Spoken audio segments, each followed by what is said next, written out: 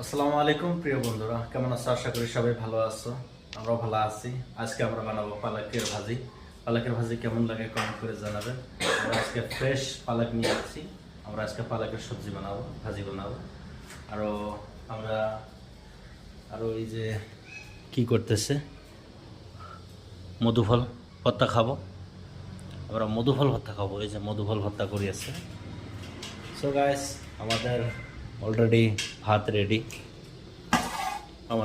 Ready. এখন আমরা বানাবো পালকের ভাজি। পালকের ভাজি হলে খুবই ভালো লাগে, ভাত খেয়েও ভালো লাগে। সো গাইস, কারা কারা পালক পছন্দ করো, হয়তো ভালো লাগে, কমেন্ট করে জানাবে। আমার খেতে অনেক ভালো লাগে, সেজন্য আজকে আমি পালক ভাজি বানাবো। তো গাইস, এইখানে ভিডিওটা। আল্লাহ হাফেজ, বাই বাই, ভালো থাকো এবং সুস্থ থাকো।